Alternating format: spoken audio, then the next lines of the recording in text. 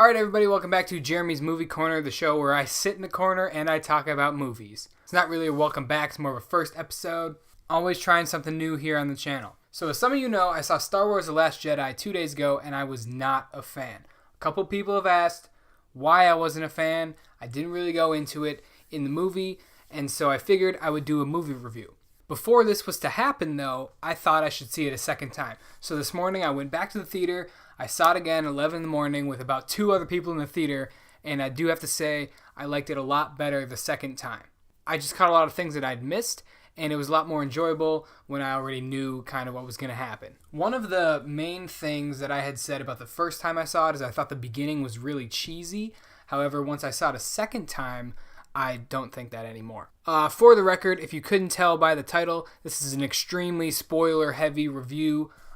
If you haven't seen the movie and you plan on watching it, don't watch this video until after. And then after, just come right back here and we'll talk about it. The first time I saw the movie, the opening scene with all the bombs and the dreadnought I thought was really cheesy. When I watched it a second time, I just thought it was a good part of the movie.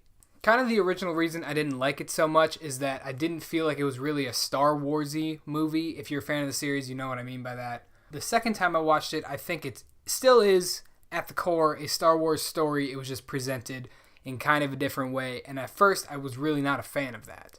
I always did think that Leia would have some form of Force powers because, you know, she's Darth Vader's daughter. The fact that she has some sort of Force abilities, that wasn't surprising. I did think that the whole her flying back into the ship thing after she got blown up was kind of, I don't know, I thought it was kind of a bad move. Obviously, we all know that Carrie Fisher died, R.I.P., and I kind of just expected that to be the end. I'm glad that it wasn't for the movie's sake, but I thought it was kind of weird when she flew back into the ship. The CGI wasn't fantastic. It was good, but it wasn't great. You know, it was a weird part of the movie for me both times I saw it. It makes me wonder how they're going to put her in the last movie in the series because the directors don't want to use CGI for Carrie Fisher. I'm kind of thinking that they already filmed a bunch of her scenes, but I'm not sure, and, you know, what do I know? I thought Poe was a good character in this movie, and I think it was interesting that they made him out to be basically wrong the whole movie until the last little battle sequence. I thought that in Force Awakens he was more of a stronger character, and I think this movie kind of set him back a ways, but then at the end kind of got him back to that original, oh, Poe's this great pilot, and he's commander. It was good to see some character development with Poe, but it kind of made me like him less throughout the whole movie. So in the prequels, Yoda was kind of this ultra-wise Jedi who was incredibly gifted and talented, but when he went into exile, he kind of became kooky, old, and, you know, Yoda. I feel like the same thing happened to Luke. Luke was a talented, gifted, young Jedi, and then when he went to exile, he became kind of this kooky, weird, cynical character. So I thought it was kind of interesting that the director decided to kind of bring that full circle. The whole casino thing did not really fit the movie.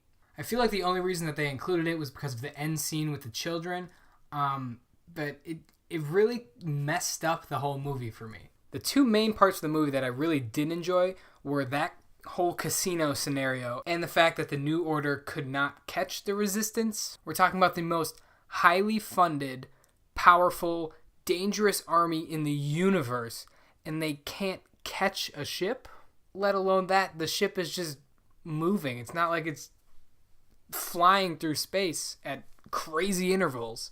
That being said, the First Order was so slow in everything they did. I understand it makes for a good movie, and we want the Resistance to prevail, but the First Order takes 10 minutes to make a decision. While I'm talking about the First Order, Kylo Ren was 10,000 times better than in The Force Awakens. I like the whole, I'm struggling with who I am, I have so much angst, I'm just a 13-year-old boy. I mean, he's not actually 13, but you get what I mean. Like the scene with Luke at the end, and they're just trying to shoot him, and he's just, more! Beautiful. I loved it. That was great. I thought Snoke's chambers, or Snoke's room, was kind of just weird. You'll have to let me know if you guys feel the same way. But all of his guards, red, cool looking, awesome weapons, but then the background was also red, and that background actually threw me off both times that I watched it. I don't know what it was about it, but I feel like it would have just been a stronger backdrop if it was just the open space. It made it cooler when the set all burned down, but I really think it didn't look that good. Snoke's death, super cool, but I'm really disappointed that there wasn't a slight backstory to Snoke. I would have much rather seen a Snoke backstory than an entire scene at the casino. Captain Phasma should have been more in the movie. This is Brienne of Tarth we're talking about. This is a great actress. However tall she is, like 7, I don't know. She's a tall woman.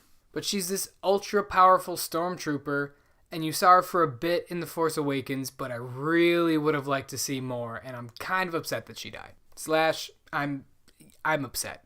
I'm upset. So it makes sense that droids can pilot ships. If you've seen The Phantom Menace, you know all about the battle. Droids can pilot other machines. But when BB-8 was piloting the AT-ST, that was really weird to me. I don't know why it was so weird, but that they made it like cutesy, you know what I'm saying? It was like, oh, this cute little ball droid is piloting this AT-ST, he just saved us. I almost feel like the writers kind of just didn't have a solution for their escape, and then they're like, oh yeah, let's do this and make everyone happy, and I don't know, maybe I'm being too cynical on that point, but that just bothered me. They really should have just taken that somewhere else. Maybe Finn could have been the one piloting the AT-ST. I was not a fan. The most cringy part of the movie was when Rose ran into Finn after trying to attack the battering ram cannon. Which, okay, Star Wars writers, stop making these stupid giant weapons. In The Force Awakens, you had the entire planet as a weapon, and then you have this giant cannon that you bring out of nowhere, and you don't name it anything clever. It's the battering ram cannon. Maybe if you would have snuck in where the crystal creatures were sneaking out. A battering ram cannon? Really? That's the best name that you guys can come up with? Anyway, when Rose saved Finn, and he was like, why did you do that? And she's like, because you have to save the ones we love. Not that I wanted Finn to die, because I didn't. I like Finn. Rose was not my favorite character in the movie, so maybe I would have preferred it if she wanted to be a hero and go into the canon. I don't know, but that whole thing was just I didn't like it. Something I only noticed the second time when I watched it is when Kylo and Rey were connected and they could see each other because Snoke was connecting their minds. Kylo looked at Rey and said something along the lines of, "Are you doing this? You're not strong enough to do this." Which was just foreshadowing to when Luke was portraying himself through Force mode. So that's a cool little bit to look for if you're going to go watch it a second time. Luke portrayed himself through the Force as a younger version of himself. That was kind of strange to me. I'm not really sure what the point of doing that was, but it happened, and if you didn't notice, watch again. I did notice this the first time, and then it made more sense to me when I watched it the second time, but Luke doesn't leave marks in the salt when he's fighting Kylo at the end. Kylo's dragging his foot around, you can see where he's been because it's all red, but Luke never leaves a single mark. I noticed that the first time and kind of just thought it was because he was like a very powerful Jedi, but turns out it's just because he's portraying himself through the Force, which makes a lot of sense. So the footprints make sense to me, but why he decided to make himself look 10 years younger, that doesn't really make much sense to me. Maybe we'll find out more about that in the next movie, but until then, that's a confusing bit. Something you may have missed if you blinked at all during the movie is that towards the end, when the entire Resistance is on the Millennium Falcon, the Jedi texts were actually saved. I think it's when Finn is opening the drawer to get something, you can see all of the books laid out. There's this weird moment where Poe introduces himself to Rey, basically just says his name, whatever, and then at the same time, Rose and Finn are over here.